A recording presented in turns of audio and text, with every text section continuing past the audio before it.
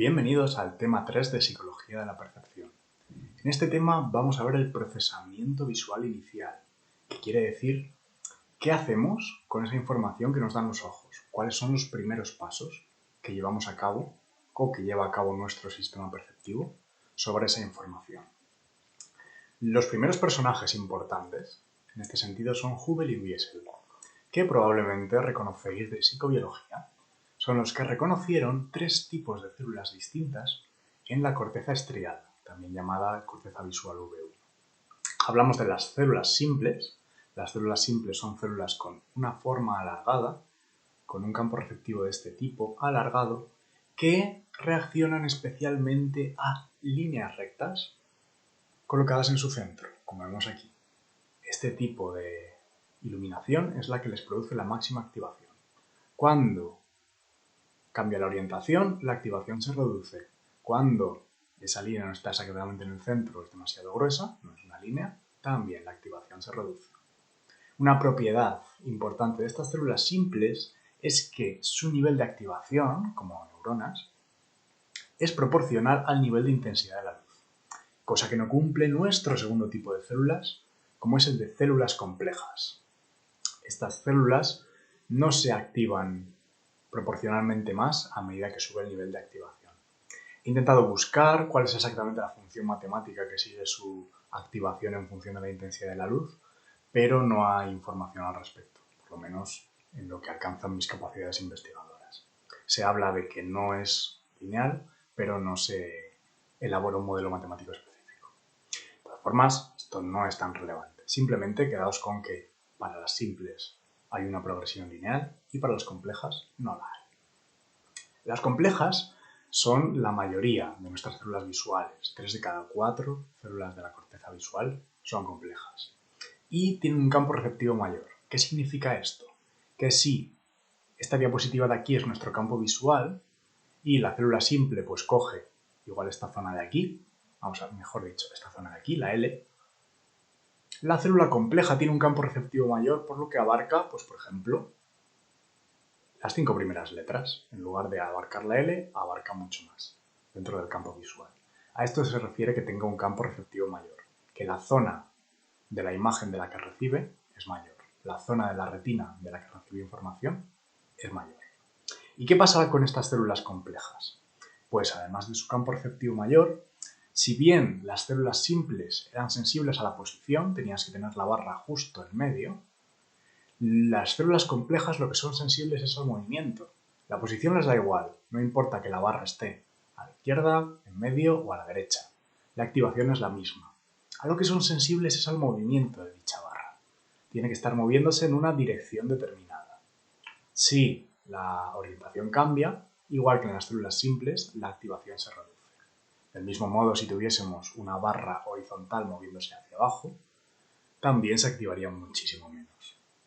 Hay incluso algunas células complejas que son sensibles al sentido del movimiento.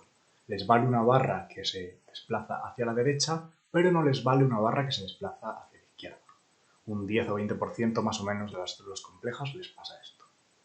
Pero sí que en general no importa el sentido del movimiento, sino más bien su dirección. O sea, que sea una barra vertical desplazándose. Por último, tenemos las células hipercomplejas. Si os acordáis de psicobiología, estas células en realidad no son un tipo de células, sino más bien una propiedad que pueden tener tanto las células simples como las complejas. Antes se creía que eran un tercer tipo, pero se acabó descubriendo que no. Y ahora se las llama células con inhibición final. Es decir, las células hipercomplejas no son un tercer tipo, sino que es una propiedad que pueden tener alguno de los otros dos tipos. Aún así, quedaos con el nombre de hipercomplejas porque suele salir unas preguntas tipo test. Al final es mucho más fácil poner célula hipercompleja en alguna de las alternativas. ¿Qué pasa con esta inhibición final? Pues consiste en que si el estímulo se sale del campo receptivo, la célula se activa menos.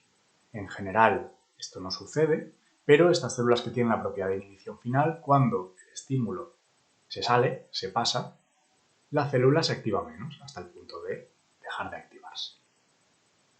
Muy bien. Entonces vamos a integrar todo esto, todos estos tipos de células, porque no están desconectados, hay una relación entre ellos. Aquí tenemos una célula previa a la célula simple, que son las células centro-on y las células centro-off. En este caso estas son centro-on, la parte central es activadora y la parte lateral es inhibidora. Estas células son un poco como las simples, pero no les importa la orientación. Como su campo receptivo es circular, da igual que tengamos una barra recta, que una barra diagonal, que una barra horizontal. Pero si colocamos varias de forma escalonada, lo que podemos construir es una célula simple. Y es lo que sucede. Estas células que están en el núcleo geniculado lateral, que forman parte del trozo del tema 2 que el equipo docente retira de la materia a estudiar, por eso os las tengo que contar un poquillo aquí para encajar todo esto.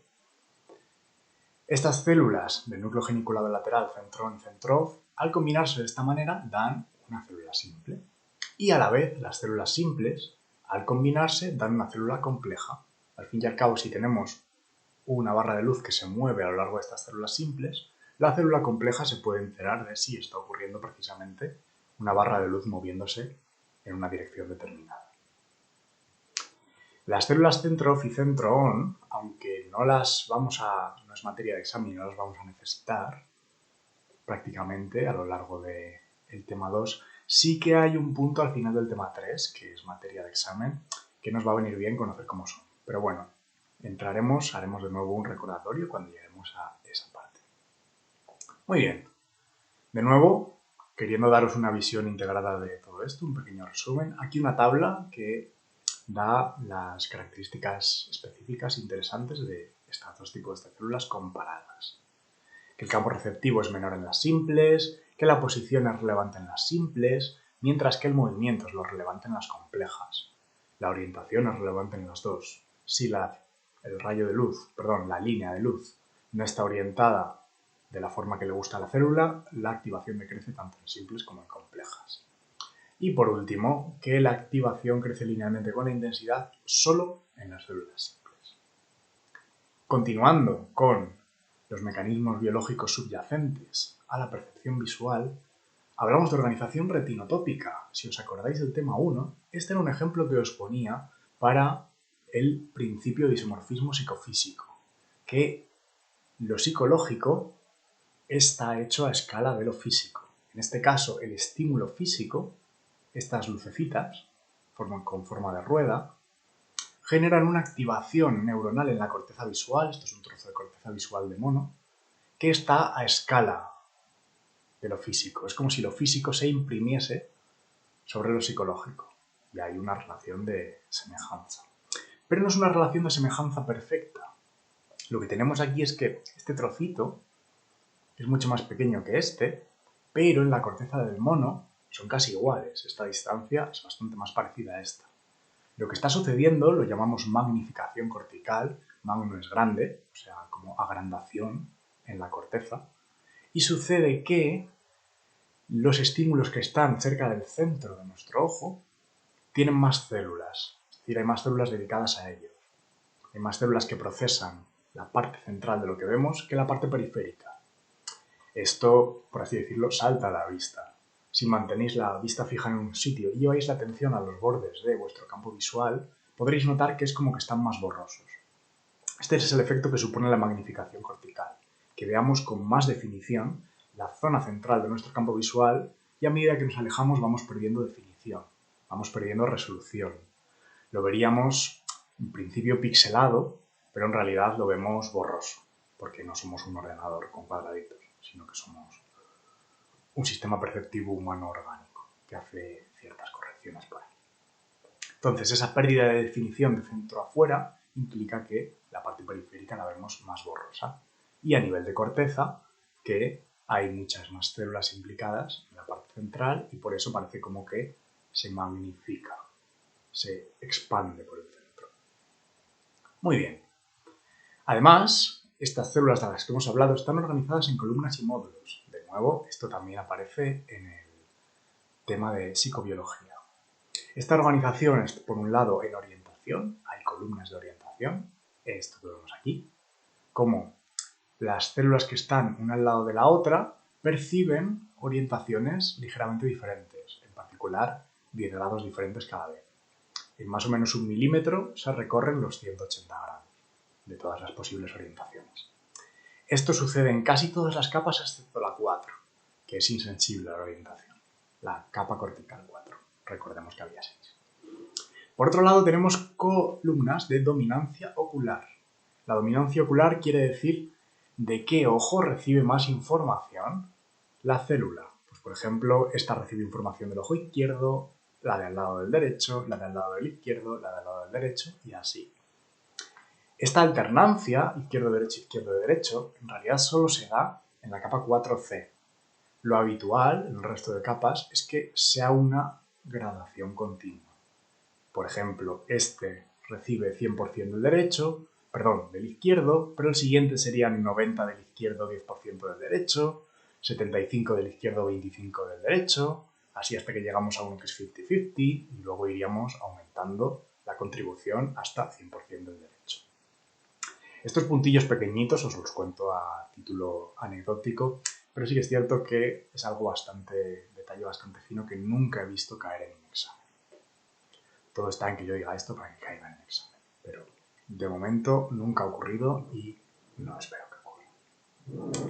Muy bien, tomando en cuenta estas dos dimensiones, una en la que cambia la orientación y otra en la que cambia la dominancia ocular, se ve que las células están divididas como en bloques, como en lo que llamamos módulos o supercolumnas, que reúnen pues, esos cambios de 180 grados y unas ciertas variaciones en dominancia ocular. O sea, pues igual hay 3 o 4 alternancias. Entonces se ve que la corteza está organizada en este tipo de bloques, como los que se pueden ver en esta imagen. Más cosas. Los periodos críticos. Ya habréis dado en otras asignaturas, por ejemplo en aprendizaje, que se habla de la impronta, que es un periodo crítico. Por recapitular un poquillo, un periodo crítico es un periodo en el desarrollo durante el que se desarrolla una función en particular. Si esa función no recibe la estimulación apropiada en ese intervalo de tiempo, por ejemplo, el dominio ocular de la primera a la quinta semana, la función no se desarrolla bien. También en psicobiología se mencionan estos experimentos hechos con gatos en los que se ve que la dominancia ocular, el hecho de que células responden al izquierdo o al derecho, se produce de la primera a la quinta semana y la orientación se produce de la quinta a la 10ª semana. Si un gato nace ciego, no recibe estimulación durante estas semanas y aunque luego recupere la vista por algún tipo de operación, no va a ser capaz de distinguir entre el ojo izquierdo y el derecho y por tanto, como veremos en el tema 4, no va a ver en profundidad y no va a ser capaz de distinguir diferentes orientaciones. Muy bien. Pasamos ahora a la aproximación psicofísica. Todo esto que hemos visto antes corresponde a la que llamamos la teoría de detectores de características, que un poco relacionada con el principal núcleo de este tema, el procesamiento visual inicial, lo que nos dice es que este procesamiento inicial se produce a través de detectores de bordes, de líneas, de puntos, de diferentes elementos de la imagen. O sea, es como si vemos la imagen y distintas células la descomponen en distintos elementos, como son esas líneas y puntos. Esta es una explicación de qué es lo que sucede con nuestro procesamiento visual inicial. Pero surge otra, aparece la teoría de detectores de frecuencia espacial, que nos dice que no detectamos en elementos, bordes, líneas, barras, sino que detectamos en frecuencias espaciales. Vamos a ver de qué va esto. ¿Qué es la frecuencia espacial? Sabemos qué es la frecuencia en relación a una onda, que es el número de veces que la onda oscila por ejemplo, unidad de tiempo o aquí podríamos decir por unidad de espacio. Por ejemplo, esta onda de cumbre a cumbre oscila 1, 2, 3, 4, 5, 6 veces. 6 oscilaciones en lo que pueden ser, pues aquí más o menos, según vuestra pantalla, 5 centímetros. 6 oscilaciones en 5 centímetros. Esta onda tiene una frecuencia menor, oscila más despacio, va de cumbre a cumbre en más tiempo o en más espacio. Esta tiene una frecuencia menor todavía y esta, aunque tiene una forma diferente, podemos ver que va de cumbre a cumbre, pues más o menos como esta, tiene una distancia parecida. Entonces, En cuanto a ondas físicas, como pueden ser ondas electromagnéticas, las frecuencias se miden en tiempo, el número de oscilaciones por segundo. Pero podemos hablar de oscilaciones por distancia, que es un poco lo que se ve en estas imágenes y lo que se ve en estos enrejados. Si hacemos una traducción en lo que la intensidad de luz alta corresponde a blancos y la intensidad de luz baja corresponde a negros, y lo representamos como un enrejado, o sea, lo estiramos en la vertical, por así decirlo, o sea, este punto corresponde a blanco, entonces toda esta columna la pintamos blanca. Este punto corresponde a gris, entonces esta parte de aquí, que sería este gris, lo pintamos de gris. Y así sucesivamente podemos convertir una onda en enrejado. Es decir, que el equivalente espacial, el equivalente en un folio de lo que es una onda, que suele ser en el tiempo, es lo que llamamos enrejado. Pues un enrejado en blanco y negro, por la forma que tiene, porque parece una reja. Por tanto, cada onda tiene un equivalente en enrejado. Y aquí podemos ver cómo esta onda sinusoidal de mucha frecuencia se convierte en este enrejado bastante finito. Menos frecuencia, más holgado. Menos frecuencia todavía, más holgado. Y aquí que tenemos una onda cuadrada en lugar de sinusoidal, pues vemos cómo los cambios de blanco a negro son bruscos, son más definidos. Muy bien. Entonces, estos enrejados tienen 4 propiedades. La primera ya hemos hablado, es la frecuencia espacial, y esta frecuencia la medimos en ciclos por grado de ángulo visual. Esta medida, que puede sonar un poco rara al principio, nos es bastante útil porque hace que podamos olvidarnos de a qué distancia están los objetos y qué tamaño tienen. Y los midamos simplemente por cuál es el tamaño retiniano de estos objetos. Ciclos por grado de ángulo visual es una forma de medir tamaño retiniano. Vamos a verlo. Los ciclos por grado de ángulo visual es el número de veces, un ciclo es el número de veces que el enrejado va de negro a negro, aquí tenéis la representación visual, en una determinada longitud, para la cual usaremos un grado de ángulo visual. El ángulo visual es el ángulo que abarca el objeto en lo que a nuestra visión respecta, que es el equivalente para la retina. Esto lo vamos a ver mucho mejor con esta pequeña aplicación. Un segundito que cargue y vamos allá. Entonces tenemos aquí dos objetos, una barra roja y una barra azul. Y estos diales me permiten cambiar los tamaños, el tamaño del objeto y la distancia a la que está el objeto. Entonces este objeto proyecta una imagen sobre la retina, que es para el azul esta parte de aquí. Esta parte recorre un ángulo de la retina que viene a ser 13,48 grados.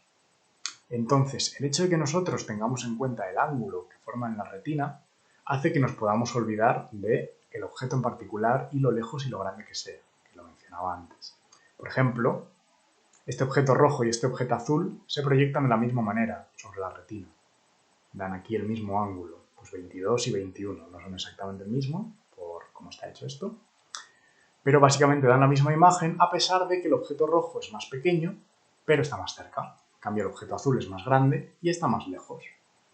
Al tener en cuenta solo su ángulo visual, nos quedamos en qué pasa en la retina y así nos podemos olvidar de si el objeto está cerca o lejos, si el objeto es grande o pequeño, menos lío para nosotros.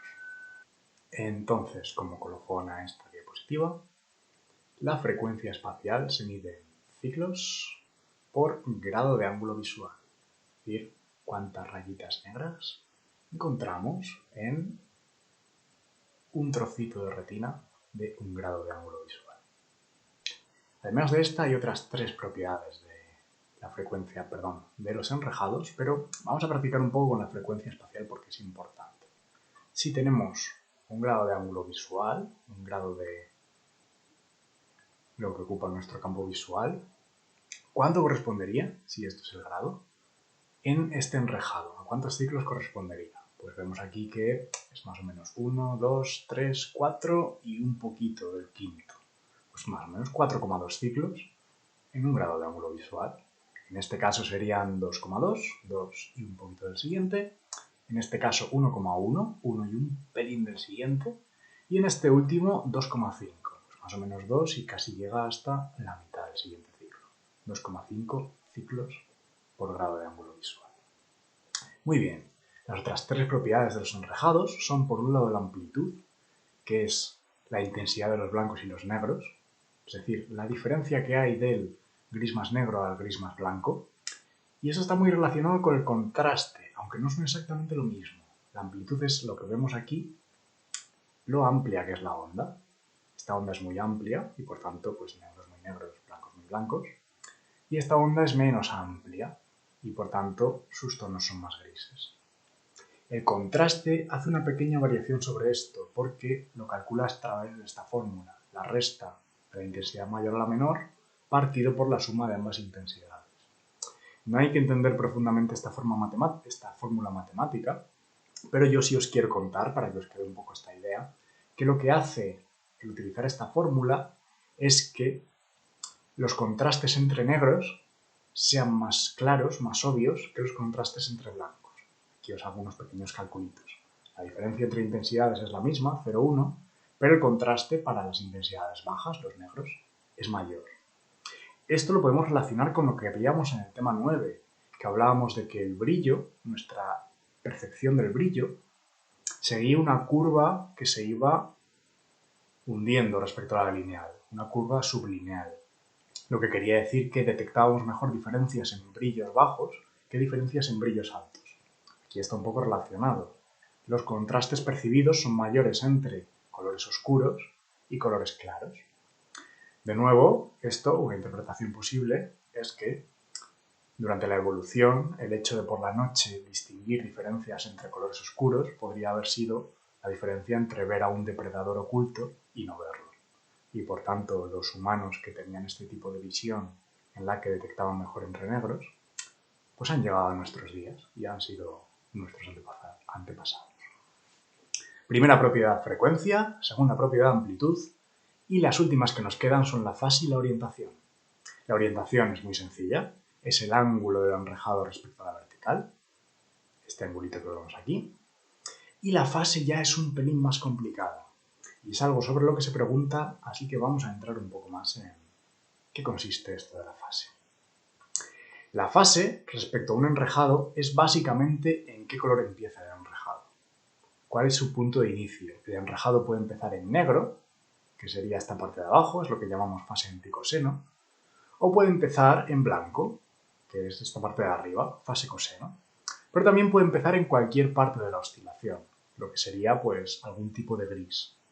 Es importante ver que, por ejemplo, estas dos fases especiales, seno y antiseno, darían el mismo tipo de gris.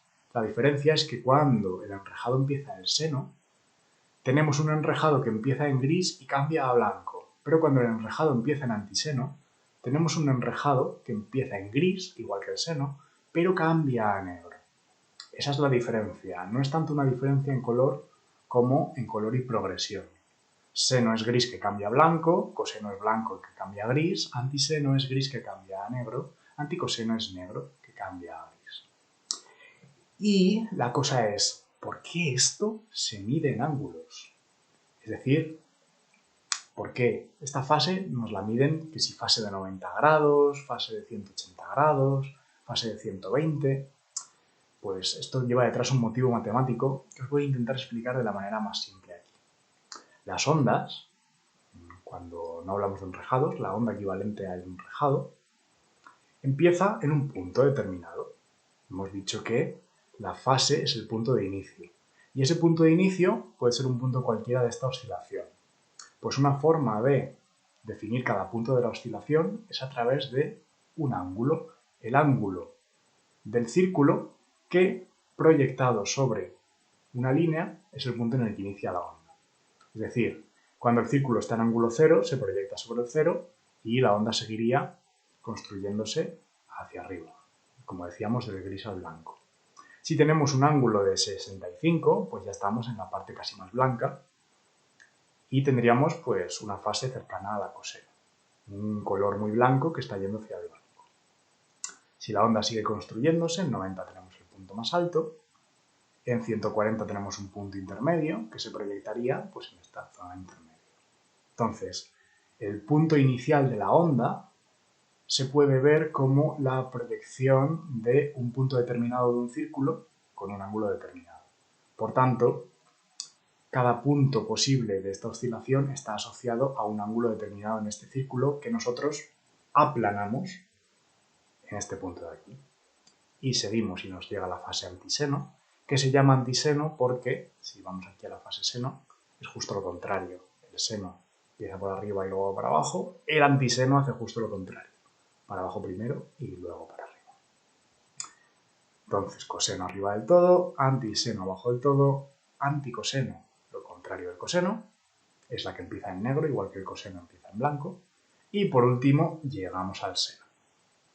Entonces, algo que han preguntado varios años, ¿a qué fase corresponde una onda que empieza aquí? Y os ponen esta oscilación, esta imagen de hecho sacada de esa pregunta, y os señalan este puntito de aquí. Puedes saber que esta fase de aquí corresponde a coseno. Lo que hay que quedarse de cara al examen de la idea de fase son estos 4 puntos, que de los sitios posibles de una oscilación donde puede empezar una onda, tenemos el seno aquí, el coseno aquí, el antiseno aquí y el anticoseno aquí. Aquí volveríamos a tener el seno y se repetiría una segunda oscilación. Toda esta explicación así tan larga es porque, más allá de que lo sepáis para el examen, también me gustaría que entendieseis, en la medida de lo posible, qué hay debajo. Pero si queréis ser expeditivos, quedaos con estas 4 posiciones y vais listos. Muy bien. Entonces, recapitulando, 4 propiedades: frecuencia, que es lo pegados o separados que estén los blancos y los negros; amplitud, que es la intensidad, lo negro que sean los negros y lo blanco que sean los blancos; la orientación, que es el ángulo en el que está el enrejado; y la fase, que es en qué color empieza. En este caso lo mediríamos aquí. Este empezaría pues un poco entre medias, sería una fase antiseno. Antiseno, no, sería una fase seno, perdón, porque empezamos aquí y subimos al blanco. Aunque como es una onda cuadrada, pues casi no se ve ese ascenso como en otras ondas. Seguimos adelante. Llegamos a la parte dura de este tema, el teorema de Fourier. El teorema de Fourier nos habla de que una onda se puede descomponer en ondas más simples. Nos dice que cualquier onda, sea la que sea, puede ser descomponible en componentes sinusoidales de frecuencias diferentes. Y esas frecuencias además cumplen una propiedad determinada, que son múltiplo de la frecuencia de la onda original. Por ejemplo, esta onda cuadrada que tenemos aquí, podemos descomponerla. Esta onda cuadrada vemos que hace una oscilación en esta distancia. Pues podemos descomponerla primeramente en una onda sinusoidal de la misma frecuencia. Luego, esta onda cuadrada en particular no tiene ningún componente del doble de frecuencia. O sea, ese componente no le aporta nada. Pero sí que podemos añadirle un componente con el triple de la frecuencia, 3 oscilaciones en esta distancia. Y luego añadimos una con 5 oscilaciones en esta distancia, una con 7. Y ya con estos 4 componentes solo, podemos ver que si los sumamos, nos sale una aproximación a la onda cuadrada. Si siguiésemos sumando el 9, el 11, el 13, el 15 y así todos los impares, acabaríamos obteniendo la onda cuadrada. Una representación fidedigna de esta onda cuadrada. Esta propiedad de que solo ocurran los impares es algo particular de la onda cuadrada. El teorema de Fourier dice que una onda se descompone en ondas sinusoidales de frecuencias múltiplo, la frecuencia fundamental. A estos múltiplos se les llama armónicos y la segunda frecuencia sería el segundo armónico, el tercer armónico, el cuarto armónico, el quinto armónico, y la onda cuadrada tiene la propiedad especial de que en realidad no tiene armónicos pares, todos son impares. Porque, aquí os pongo otro ejemplo, esta onda, que se la llama onda dientes de sierra, sí que tiene armónicos pares. Aquí tenemos el primer armónico, el fundamental, como podemos ver en una oscilación, la misma frecuencia. Y luego si añadimos el segundo, el tercero, el cuarto, el quinto y el sexto, y aquí pone cuánto porcentaje de cada uno estamos metiendo, la suma nos da esta onda dientes de sierra, que es pues básicamente los dientes de una sierra. Muy bien. ¿A qué viene todo esto? O sea, ¿por qué llevamos dando lo que parece una clase de física durante los últimos 20 minutos? Porque si toda onda sinusoidal se puede descomponer, toda onda se puede descomponer en ondas simples sinusoidales, equivalentemente toda imagen se puede descomponer en enrejados simples sinusoidales. Y esto es lo que estamos haciendo con este perrito. Aquí tenemos la imagen del perrito y la descomponemos en enrejados de alta frecuencia, enrejados de frecuencia media y enrejados de baja frecuencia. Aquí se puede ver cómo cada frecuencia lo que indica es un poco el nivel de detalle, la finura. Alta frecuencia, grano fino, baja frecuencia, grano grueso, el borrón, los brochazos. Mientras que la alta frecuencia es el lápiz afilado, los detalles. Entonces, toda imagen, que equivale a toda onda, se puede descomponer en distintos enrejados de distinta frecuencia, que lo equivalente sería distintas ondas sinusoidales de distinta frecuencia. Recapitulando toda esta sección, en el apartado matemático tenemos que una onda sinusoidal equivale en percepción a un enrejado sinusoidal. Y Fourier nos dice que toda onda se descompone en diferentes componentes sinusoidales y equivalentemente toda imagen se puede descomponer en diferentes enrejados sinusoidales. Todo esto que hemos contado hasta aquí, viene a que la propuesta que rivaliza con los detectores de características, como las células simples que detectan barras, es que en realidad en nuestra cabeza tenemos un fourierizador que hace esta separación en diferentes frecuencias espaciales. Y nuestro fourierizador separa en estos grados de diferente detalle, en estas frecuencias espaciales, en esto que hacemos precisamente con este perro. Nuestro fourierizador hace esto en la cabeza y procesa de forma separada cada uno de estos niveles de detalle o frecuencias espaciales. Entonces, de aquí en adelante, vamos a ver experimentos que han demostrado que esto es así, que existe un fourierizador en nuestra cabeza. Pero vamos a cortar el vídeo aquí, vamos a dejar esto para una primera parte y volvemos en el siguiente vídeo. Muchas gracias.